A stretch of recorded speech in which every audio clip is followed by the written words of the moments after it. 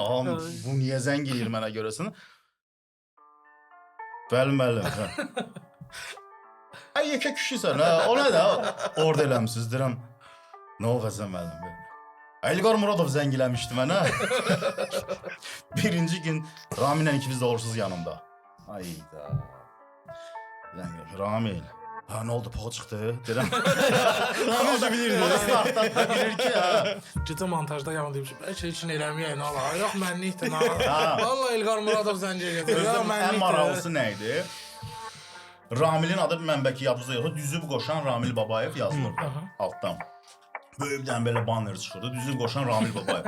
Və hər dəfə deyir ki, "Sənin də adı bu yazar." Amma mən onsuz da verilişi aparıramsa, təzədən yenə də bir də orada düzüb qoşanlar İlkin Həsəni Ramil Babayev. Lazım deyil də mən. Qoy sənin adın geçsin orada.